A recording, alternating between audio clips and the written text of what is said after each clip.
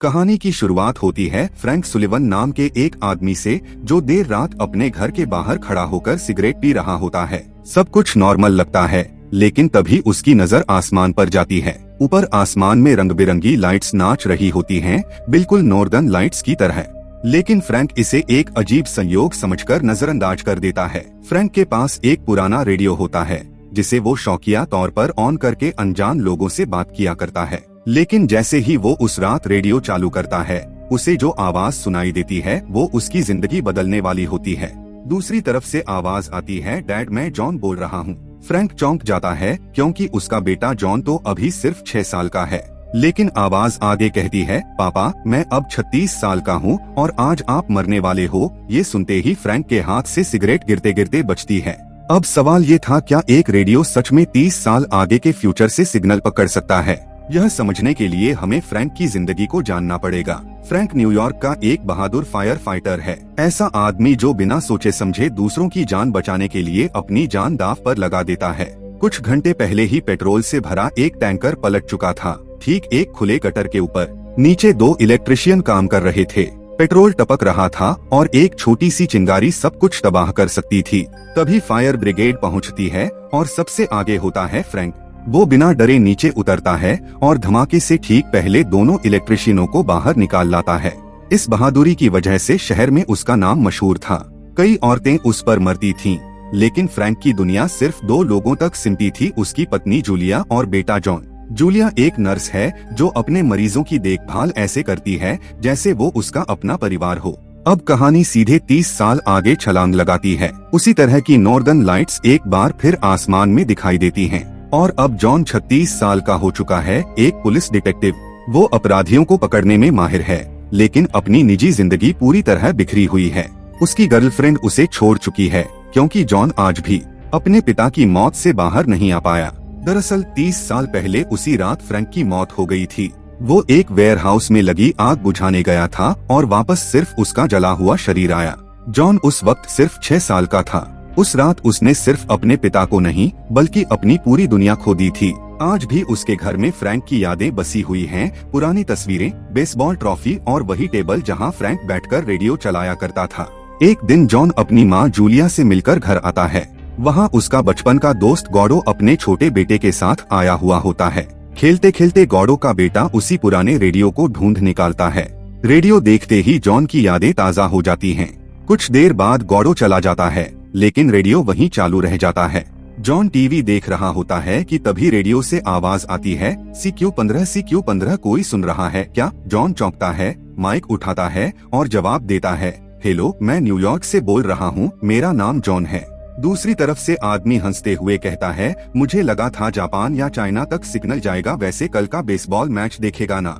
John सन्न रह जाता है, क्योंकि वो मैच 30 साल पहले खेला जा चुका था। और तभी वो आवाज किसी बच्चे को पुकारती है, लिटिल चीफ। ये शब्द सुनते ही जॉन के पैरों तले जमीन खिसक जाती है, क्योंकि यही नाम उसके पिता उसे बुलाया करते थे। जॉन पूछता है, आपका नाम क्या है? जवाब आता है, फ्रैंक सुलिवन। जॉन को लगता है कोई मजाक कर रहा है।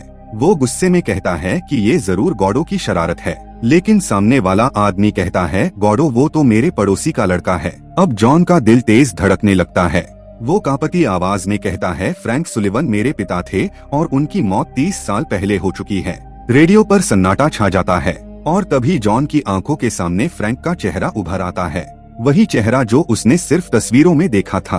अब दोनों समझ चुके थे, ये कोई सपना नहीं, कोई धोखा नहीं, बल्कि वक्त के आर पार जुड़ा एक रिश्ता था। फ्रैंक घबराहट में अपनी सिगरेट गिरा देता है। लकड़ी पर आग लग जाती है, लेकिन वो तुरंत बुझा देता है। और उसी पल 30 साल बाद जॉन के सामने उसी टेबल पर एक जलने का निशान उभर आता है। अब शक की कोई गुंजाइश नहीं थी। जो कुछ फ्रैंक कर रहा था वो सीधा भविष्य को बदल रहा था। और यही से शुरू होती है एक पिता और बेटे की वो लड़ाई, जो आग से नहीं बल्कि वक्त से थी। जैसे ही जॉन ने टेबल पर उभरे उस जले हुए निशान को देखा, उसकी आंखें फटी की फटी रह गईं। अब उसके मन में कोई शक नहीं बचा था, वो सच में अपने पिता से बात कर रहा था। जॉन ने धीमी लेकिन पक्की आवाज में कहा, आपने टेबल जला दी ना, मैं यहाँ बैठकर देख सकता हूँ। ये सुनते ही फ्रैंक के पैरों के नीचे से जमीन खिसक गई। उसका दिल तेजी से धड़कने लगा। उसे लगा जैसे कोई उसके घर में ही खड़ा होकर उससे खेल खेल रहा हो। वो रेडियो पर चिल्ला उठा, सुनो तुम जो भी हो, मेरे परिवार से दूर रहो वरना तुम्हारी हड्डियां तोड़ दूंगा, समझे। तभी जॉन ने बेहद ठंडे लहजे में कहा, उसके लिए पापा आपको जिंदा भी रहना पड़ेगा, क्योंकि आज आप मरने वाले हो। ये सुनते ही फ्रैंक भड़क उठा, क्या बकवास है ये, लेकिन जॉन ने उसे बीच में ही रोक दिया। मेरी बात ध्यान से सुनिए, कल सुबह एक गोदाम में आग लगेगी, आप उसे बुझाने जाएंगे और वहीं आपकी मौत हो जाएगी। रेडियो पर सन्नाटा छा गया। फिर जॉन ने जल्दी जल्दी कहा, जब आप अंदर फंस जाओगे तो खिड़की वाले एग्जिट से बाहर निकलने की कोशिश मत करना, दूसरे साइड वाले एग्जिट से निकलना, वही आपकी जान बचाएगा। इतना कहकर फ्रैंक ने गुस्से में रेडियो बंद कर दिया। उसका दिमाग मानने को तैयार नहीं था कि कोई 30 साल बाद से उससे बात कर सकता है। लेकिन अगली सुबह फायर स्टेशन पहुंचते ही उसे खबर मिली, शहर के एक गोदाम में भीषण आग लग गई है। अब फ्रैंक का चेहरा गंभीर हो गया। रेडियो वाली बात अचानक उसके दिमाग में गूंजने लगी। फ्रैंक अपनी टीम के साथ मौके पर पहुंचा। आग इतनी भयानक थी कि लपटें आसमान को छू रही थीं। तभी एक औरत रोती चिल्लाती हुई उसके पास आई और बोली, मेरी बेटी अंदर फंसी है। फ्रैंक कुछ सेकंड के लिए रुक गया। उसके मन में डर था, क्या यही वो पल है, लेकिन एक फायर फाइटर होने के नाते उसने डर को पीछे छोड़ा और अंदर घुस गया। ऊपर के फ्लोर पर उसे लड़की बेहोश हालत में मिली। उसने उसे कंधे पर उठाया और खिड़की की तरफ बढ़ा। बाहर टीन सीढ़ी लगाने की कोशिश कर रही थी, लेकिन मैकेनिज्म फेल हो गया। और तभी फ्रैंक को रेडियो पर कही गई बात याद आ गई। उसने बिना एक पल गवाए दिशा बदली और दूसरी साइड से वेंटिलेशन के रास्ते बाहर निकल आया। कुछ ही सेकंड बाद उसी कमरे में जबरदस्त धमाका हुआ। अगर फ्रैंक वहाँ होता तो जिंदा नहीं बचता। अब कहानी 30 साल बाद लौटती है। जॉन एक बार में बैठा हुआ है, उसके साथ उसका दोस्त गॉर्डो और पुलिस ऑफिसर सैच। आज फ्रैंक की मौत की 30वीं बरसी थी, इसलिए तीनों उसे याद कर रहे थे। जॉन अब भी सोच रहा था कि कल रात रेडियो वाली बात बस एक सपना थी, लेकिन तभी उसके दिमाग में कुछ अजीब होने लगा। नई यादें, ऐसी यादें जो उसने कभी जिया ही नहीं था। अपने पिता के साथ स्कूल जाते हुए, साथ खेलते हुए, हंसते हुए, मानो फ्रैंक कभी मरा ही नहीं हो। अचानक जॉन के हाथ से ग्लास छूट गया। वो चौंक कर बोला, मेरे पिता आग में नहीं मरे थे। गॉर्डो और सैच दोनों हैरान रह गए। गॉर्डो ने कहा, हाँ हमें पता है, तुम्हारे पिता तो 10 साल पहले कैंसर से मरे थे। ये सुनकर जॉन मुस्कुरा दिया। अब उसे सब समझ में आ चुका था। उसने सच में अपने पिता से बात की थी और फ्रैंक ने उसकी बात मान ली थी। धीरे धीरे एक और सच्चाई उसके ज़हन में उभरी। फ्रैंक एक चैन स्मोकर था। एक सिगरेट बुझती नहीं थी कि दूसरी जल जाती थी। इसी आदत ने उसे आगे चलकर कैंसर दिया। उधर बीते समय में फ्रैंक को यह पूरी तरह यकीन हो चुका था कि रेडियो पर बात करने वाला कोई मजाक नहीं बल्कि उसका बेटा था, 30 साल बाद वाला। फ्रैंक घर आकर रेडियो से दोबारा संपर्क करने की कोशिश करता है, लेकिन सिग्नल गायब था। इधर जॉन खुशी से घर लौटा और जैसे ही उसने घर में कदम रखा उसकी आंखें नम हो गईं। दीवारों पर लगी सारी तस्वीरें बदल चुकी थीं। अखबार की कटिंग में अब फ्रैंक की मौत नहीं बल्कि लिखा था, फायर फाइटर ने बच्ची की जान बचाई। और टेबल पर लिखा था, आई एम अलाइव। चीफ दोनों फिर से रेडियो पर जुड़े और देर रात तक बातें करते रहे। जॉन ने भविष्य की हर छोटी बड़ी बात अपने पिता को बताई, लेकिन अंत में उसने एक बात कही, पापा सिगरेट छोड़ दीजिए, इसी वजह से आप कैंसर से मर जाएंगे। फ्रैंक की आंखें भर आईं। बीते समय में फ्रैंक अपनी पत्नी जूलिया से मिलने हॉस्पिटल पहुंचा। जूलिया एक पेशेंट का इलाज कर रही थी। फ्रैंक को देखकर उसने काम किसी और को सौंपा। तभी जूलिया ने देखा कि उसका जूनियर गलत दवा देने वाला है। वो दौड़कर पहुंची और एक जान बच गई।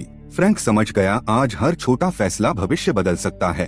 उधर बड़ा जॉन सो रहा था और उसे एक भयानक सपना आया, किसी अपने का अंतिम संस्कार। छोटा जॉन एक कोने में बैठा रो रहा था और उसकी माँ का लॉकेट जमीन पर गिरा हुआ था। जॉन घबराकर उठ बैठा। ये सपना उसे भूल नहीं रहा था। उसने तुरंत अपनी माँ को कॉल किया, लेकिन फोन किसी अजनबी औरत ने उठाया। दोबारा कॉल किया, फिर वही हुआ। डरते डरते जॉन अपनी गर्लफ्रेंड समैंथा से मिलने गया। अब जब पिता जिंदा थे वो सब ठीक करना चाहता था, लेकिन जैसे ही उसने समैंथा को देखा उसने उसे पहचाना ही नहीं, मानो वो कभी मिले ही न हो। जॉन वहीं खड़ा रह गया, क्योंकि अब उसे समझ में आ चुका था, वक्त बदला तो सिर्फ अतीत नहीं वर्तमान भी बदलने लगा था और सीधे अपने काम पर पुलिस स्टेशन लौट जाता है। लेकिन वहां पहुंचते ही उसे एक और झटका लगता है। जिस सैच को वह सालों से दोस्त मानता आया था, जिसका बर्ताव हमेशा बड़े भाई जैसा रहा था, आज वही सैच बिल्कुल बदला हुआ था। उसकी आवाज सख्त थी, चेहरा ठंडा, ना कोई अपनापन ना कोई भरोसा। सैच ने बिना कुछ बोले एक मोटी सी केस फाइल जॉन की तरफ सरका दी। इसे देखो, उसने रूखे लहजे में कहा। यह वही केस था जिस पर वे दोनों पिछले कुछ दिनों से काम कर रहे थे। कुछ दिन पहले एक कंस्ट्रक्शन साइट से एक कंकाल बरामद हुआ था। शरीर पूरी तरह सड़ चुका था, सिर्फ हड्डियां बची थीं। सैच ने बताया, ये लाश मैरी फिनले की है, एक नर्स, और ये नाइटिंगेल नाम के सीरियल किलर का पहला शिकार था। नाइटिंगेल एक ऐसा नाम जिसने 30 साल पहले पूरे शहर में खौफ फैला दिया था। सैच ने सिर हिलाते हुए कहा, अजीब बात है, 30 साल पहले 10 नर्सेज मारी गईं और आज तक पुलिस को नहीं पता कि कातिल कौन था। ये सुनकर जॉन चौंक गया, क्योंकि उसे जो याद था उसके हिसाब से नाइटिंगेल ने सिर्फ 3 नर्सेज को मारा था और फिर अचानक गायब हो गया था। जॉन ने कांपते हाथों से फाइल पलटी। जैसे जैसे पन्ने पलटते गए उसकी सांसें तेज होती गईं और फिर उसकी नजर एक नाम पर अटक गई, जूलिया सुलिवन। जॉन का दिमाग सुन्न पड़ गया। उसकी माँ विक्टिम लिस्ट में थी। वो बिना कुछ कहे दौड़ता हुआ घर पहुंचा, दीवार पर टंगी फैमिली फोटो की तरफ देखा और उसके पैरों तले जमीन खिसक गई। फोटो में से जूलिया गायब थी। अब जॉन सब समझ चुका था। उसने बीते हुए कल में अपने पिता को बचाकर आज की दुनिया को पूरी तरह बदल दिया था। जॉन ने तुरंत रेडियो ऑन किया और बीते समय में फ्रैंक से संपर्क किया। आवाज मिलते ही वह टूट पड़ा, पापा हालात बहुत खराब हो गए हैं, मेरे टाइम में सब कुछ बदल रहा है। फिर उसने कांपती आवाज में कहा, नाइटिंगेल नाम का एक सीरियल किलर है और इस बार वो माँ को मार देगा। फ्रैंक के हाथ से रेडियो लगभग गिर गया। क्या जूलिया, ये कब होगा? जॉन ने जवाब दिया, 22 अक्टूबर की रात, आपके टाइम से करीब 1 हफ्ते बाद। फ्रैंक ने एक पल सोचा, फिर बोला, कल जब मैं मौत से बच गया तो मैं खुशी खुशी हॉस्पिटल जूलिया से मिलने चला गया था। यही सुनते ही जॉन को सब समझ आ गया। अगर फ्रैंक आग में मर जाता तो जूलिया न्यूज सुनते ही हॉस्पिटल छोड़कर भागती। उसका जूनियर डॉक्टर गलती से गलत दवा देता और वही पेशेंट नाइटिंगेल उसी दिन मर जाता। मामला वहीं खत्म हो जाता। लेकिन फ्रैंक जिंदा बच गया। जूलिया हॉस्पिटल में ही रही। उसने डॉक्टर की गलती रोक दी और इसी से नाइटिंगेल जिंदा बच गया। फ्रैंक ने गुस्से में कहा, अगर मुझे पता है कि वो 22 अक्टूबर को हमला करेगा तो मैं उसे होने ही नहीं दूंगा। लेकिन जॉन ने उसे रोक दिया। पापा, माँ बच जाएगी, लेकिन उससे पहले और बाद में भी कई और नर्सेज मारी जाएंगी। ये सब हमारी वजह से हो रहा है। अब फ्रैंक भी समझ चुका था, ये सिर्फ उसकी बीवी की बात नहीं थी, ये एक सीरियल किलर को रोकने का मौका था। फ्रैंक बोला, मैं पुलिस को बता दूं? जॉन ने सिर हिलाया। नहीं पापा, आपका काम है उसे पहचानना। जब हमें पता चल जाएगा कि नाइटिंगेल कौन है तभी पुलिस कुछ कर पाएगी। डरते हुए भी फ्रैंक मान गया। जॉन ने उसे बताया कि अगला मर्डर किस बार में होने वाला है।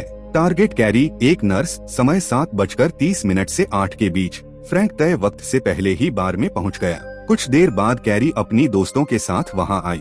उन्होंने फ्रैंक को पहचान लिया, वही फायर फाइटर हीरो। तीनों उससे बातें करने लगी, लेकिन फ्रैंक ये नहीं जानता था कि बार के एक कोने में एक आदमी चुपचाप उसे ही देख रहा था।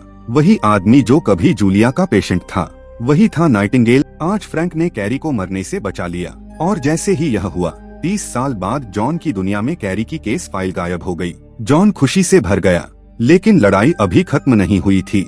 नाइटिंगेल अब भी आजाद था। रेडियो पर जॉन ने कहा, पापा, अगला टारगेट सीसी क्लार्क है। वो नर्स है और रात को एक नाइट क्लब में वेट्रेस का काम करती है और यहीं से शुरू होने वाली थी सबसे खतरनाक रेस वक्त के खिलाफ। नाइटिंगेल ने उस रात अपना अगला शिकार चुन लिया था। समय तय था रात 2 बजे से सुबह 5 बजे के बीच। फ्रैंक को यह सब पहले से पता था, इसीलिए वह तय समय से पहले ही उस बार में पहुंच चुका था। सीसी क्लार्क वहीं मौजूद थी। बार में म्यूजिक चल रहा था, लोग हंस रहे थे, ड्रिंक्स पी रहे थे, लेकिन फ्रैंक के लिए हर सेकंड भारी था। वह लगातार घड़ी देख रहा था। 2 बज चुके थे। बार बंद होने का वक्त आया। सीसी ऊपर कपड़े बदलने चली गई। फ्रैंक भी पीछे पीछे उठा और बाथरूम की तरफ गया ताकि नजर बनाए रख सके, लेकिन तभी पीछे से किसी ने अचानक उस पर हमला कर दिया। फ्रैंक संभल भी नहीं पाया था कि एक जोरदार वार उसके सिर पर पड़ा। उसकी आंखों के सामने अंधेरा छा गया। वह नाइटिंगेल था। फ्रैंक ने बचने की कोशिश की, हाथापाई हुई, लेकिन नाइटिंगेल ने उसे बेहोश कर दिया। जाते जाते उसने फ्रैंक का पर्स निकाल लिया, ड्राइविंग लाइसेंस देखा और गायब हो गया। कुछ देर बाद फ्रैंक को होश आया। वह घबराकर उठा और सीढ़ियां चढ़ता हुआ ऊपर भागा, लेकिन तब तक बहुत देर हो चुकी थी। सीसी मर चुकी थी। फ्रैंक के हाथ पैर कांपने लगे। वह डर के मारे सीधे घर पहुंचा और रेडियो पर जॉन को सब कुछ बता दिया। मैं उसे नहीं बचा सका और नाइटिंगेल मेरा ड्राइविंग लाइसेंस ले गया है। हालात अब और भी खराब हो चुके थे। अब तक उन्हें नहीं पता था कि नाइटिंगेल असल में कौन है, लेकिन अब नाइटिंगेल फ्रैंक के बारे में सब कुछ जानता था। उसका घर, उसकी पत्नी, उसका बच्चा। फ्रैंक डर गया, लेकिन जॉन ने उसे संभाला। कुछ पल सोचने के बाद जॉन अचानक बोला, पापा, अगर नाइटिंगेल ने आपका वॉलेट छुआ है तो उसके फिंगरप्रिंट उस पर जरूर होंगे। फिर जॉन ने साफ साफ कहा, अपने पर्स को किसी ऐसी जगह छुपा दो जहां अगले 30 साल तक कोई उसे हाथ न लगा सके। फ्रैंक ने वैसा ही किया। उसने पर्स को प्लास्टिक में लपेटा और घर की खिड़की के पास एक पुराने लकड़ी के डब्बे में छुपा दिया। 30 साल बाद बड़े जॉन ने वही डब्बा खोला। पर्स बिल्कुल वैसा ही पड़ा था। जॉन खुशी से रेडियो पर बोला, पापा चिंता मत करो, अब मैं पता लगाऊंगा कि नाइटिंगेल है कौन। जॉन वॉलेट लेकर पुलिस स्टेशन पहुंचा। फिंगरप्रिंट्स जांच में डाले गए और जैसे ही रिजल्ट आया सबके होश उड़ गए। नाइटिंगेल कोई आम आदमी नहीं था, वह एक रिटायर्ड पुलिस ऑफिसर था। नाम जैक शेपर्ड। जॉन ने जैक को ढूंढ निकाला, वह आज भी जिंदा था, एक सम्मानित नागरिक बनकर जी रहा था। जॉन ने चालाकी से उससे बात की, पुराने केसों के बारे में पूछा और सारी सच्चाई जोड़ ली। फिर वह रेडियो पर फ्रैंक से बोला, पापा, नाइटिंगेल का असली नाम जैक शेपर्ड है, वह पुलिस वाला था। जॉन ने सलाह दी, किसी पब्लिक फोन से FBI को कॉल करो, उन्हें बताओ कि जैक हर मर्डर के बाद विक्टिम की कोई चीज रखता है, लॉकेट, गहना, कुछ भी। जॉन को पूरा भरोसा था कि FBI रेड करेगी और जैक पकड़ा जाएगा, लेकिन किस्मत कुछ और ही चाहती थी। फ्रैंक कुछ कर पाता उससे पहले ही पुलिस चीफ सैच उसके घर पहुंच गया। कुछ पड़ोसियों ने फ्रैंक को उस बार के आसपास देखा था और सबसे बड़ी चाल, जैक ने फ्रैंक का ड्राइविंग लाइसेंस सीसी की लाश के पास रख दिया था। सैच को पूरा यकीन हो गया नाइटिंगेल फ्रैंक है। फ्रैंक को गिरफ्तार कर लिया गया। खींचतान में उसका रेडियो जमीन पर गिरा और टूट गया। उसी पल 30 साल बाद जॉन के सामने भी रेडियो बंद हो गया, कनेक्शन टूट चुका था। सैच ने फ्रैंक से सख्त पूछताछ शुरू की। फ्रैंक ने पूरी सच्चाई बताई, radio, future, John, Jack Shepherd, लेकिन सैच को उस पर भरोसा नहीं हुआ। फ्रैंक ने बेसबॉल मैच के रिजल्ट तक बता दिए, फिर भी सैच ने उसकी एक न सुनी। तभी जूलिया पुलिस स्टेशन पहुंची, लेकिन सैच उसे फ्रैंक से मिलने नहीं देता। उसे एक कैफे में ले जाकर कहता है, तुम्हारा पति एक सीरियल किलर है। जूलिया टूट जाती है। उधर जेल में जैक शेपर्ड वहां पहुंच जाता है। अपनी पुलिस पावर का इस्तेमाल करके वह सीधे फ्रैंक के सामने बंदूक तान देता है। वह वहीं उसे मारने वाला होता है, लेकिन तभी एक और ऑफिसर आ जाता है। जैक पीछे हट जाता है। फ्रैंक समझ जाता है जैक वापस आएगा। उसकी नजर एक इलेक्ट्रिक वायर पर पड़ती है। वह उसे जेल के लोहे के दरवाजे से जोड़ देता है। कुछ देर बाद जैक सच में लौटता है। जैसे ही वह दरवाजा छूता है, तेज बिजली का झटका, जैक वहीं गिर जाता है। फ्रैंक उसकी जेब से लाइसेंस निकालता है, एड्रेस देखता है और फायर अलार्म चालू कर देता है। पूरे स्टेशन में अफरा तफरी मच जाती है, पानी भर जाता है। इसी हंगामे में फ्रैंक वहाँ से भाग निकलता है। अब उसने ठान लिया था, या तो सच सामने आएगा या वह नहीं बचेगा। वह जैक के घर पहुँचता है, सबूत ढूंढता है और सब कुछ मिल जाता है। लेकिन तभी जैक लौट आता है। फ्रैंक भागता है, जैक गोली चलाता है। दोनों पोर्ट तक पहुंच जाते हैं। फ्रैंक अचानक गायब हो जाता है। जैक इधर उधर देखता है। तभी फ्रैंक नीचे से निकलकर उसे पानी में खींच लेता है और पेंचकस से मार देता है। सब खत्म। कुछ देर बाद सैच पूरी टीम के साथ पहुंचता है। जैक के घर से मिले सबूत सब कुछ साबित कर देते हैं। फ्रैंक को क्लीन चिट मिल जाती है। घर लौटकर फ्रैंक शांति से बैठता है और टूटे रेडियो को ठीक करने लगता है। टेबल पर सिगरेट का पैकेट देखता है, उठाता है और कचरे में फेंक देता है, क्योंकि अब उसे अपनी दूसरी जिंदगी मिल चुकी थी। उस पल उसने खुद से एक वादा किया था, यह बीमारी उसे खत्म नहीं कर पाएगी। वह कांपते हाथों से रेडियो की नॉब घुमाता है। काफी देर बाद सिग्नल लौटता है। दूसरी तरफ फ्रैंक की आवाज गूंजती है, घबराने की जरूरत नहीं है, जैक शेपर्ड अब जिंदा नहीं है। लेकिन जॉन को तसल्ली नहीं मिलती। वह कमरे में नजर घुमाता है। सब कुछ वैसा ही है जैसा पहले था। फैमिली फोटो में माँ अब भी गायब है। वह फ्रैंक से सवाल करने ही वाला होता है कि अचानक उसकी आंखों के सामने अंधेरा छा जाता है। पीछे से पड़ा जोरदार मुक्का उसे जमीन पर गिरा देता है। जब वह ऊपर देखता है तो उसके सामने खड़ा होता है आज के समय का जैक। उसी वक्त अतीत में एक दूसरा जैक फ्रैंक पर टूट पड़ता है। कुछ ही सेकंड में फ्रैंक बेहोश हो जाता है। जैक बिना समय गवाए सीधे जूलिया के कमरे की तरफ बढ़ता है। उसकी आंखों में सिर्फ एक इरादा था, खत्म कर देना। लेकिन तभी दरवाजा खुलता है। छोटा जॉन अंदर आ जाता है। उसकी आवाज सुनते ही जैक का ध्यान भटकता है और यही पल जूलिया का मौका बन जाता है। वह पूरी ताकत से जैक के चेहरे पर नाखून मारती है और उसी सेकंड वही खरोंचे बूढ़े जैक के चेहरे पर भी उभर आती हैं। जैक बौखला जाता है। गुस्से में वह जूलिया को घूंसा मार देता है। वह वहीं गिर जाती है बेहोश। अब जैक बच्चे की ओर मुड़ता है, छोटे जॉन को उठाकर उसे नीचे ले जाने लगता है। जैसे ही वह नीचे पहुंचता है, उसे सामने फ्रैंक दिखाई देता है, हाथ में बंदूक। जैक बच्चे को अपने सामने कर लेता है। धीमी लेकिन डरावनी आवाज में कहता है, बंदूक रख दो वरना इसका अंत यहीं कर दूंगा। फ्रैंक की उंगलियां कांपने लगती हैं। वह मजबूर होकर बंदूक नीचे करता है। इस पल दोनों टाइमलाइन एक साथ खतरे में थीं। अतीत में जूलिया और बच्चा और वर्तमान में जॉन। जैक ट्रिगर दबाने ही वाला होता है। बेहोश पड़ी जूलिया आखिरी ताकत जुटाकर पीछे से जैक पर टूट पड़ती है। फ्रैंक बिना सोचे फिर से बंदूक उठाता है। जैक जूलिया को झटक देता है और फ्रैंक पर झपटता है। गोली चलती है। जैक का हाथ हवा में उड़ जाता है और उसी पल वर्तमान में खड़े जैक का हाथ अचानक गायब हो जाता है, क्योंकि जो हाथ 30 साल पहले खो चुका हो वह आज कैसे बच सकता था। अब अतीत में खतरा टल चुका था और वर्तमान में दुनिया बदलने लगती है। दीवारें बदलती हैं, घर नया हो जाता है, फोटो में माँ वापस आ जाती है। लेकिन कहानी अभी खत्म नहीं हुई थी। जैक के पास अब भी एक बंदूक थी। वह आखिरी बार जॉन पर निशाना साधता है, पर इस बार उससे पहले ही कोई ट्रिगर दबा देता है। जैक हमेशा के लिए गिर जाता है। गोली चलाने वाला कोई और नहीं फ्रैंक इस बार भी, और हर बार की तरह जॉन का पिता इस टाइमलाइन में भी जिंदा रहता है। और जूलिया जो अब जॉन की जिंदगी में एक अजनबी बनकर लौटी थी। वक्त के साथ दोनों करीब आते हैं, शादी करते हैं और उनकी कहानी एक नए जीवन के साथ पूरी होती है। एक बेटा जो इस बार एक सुरक्षित दुनिया में पैदा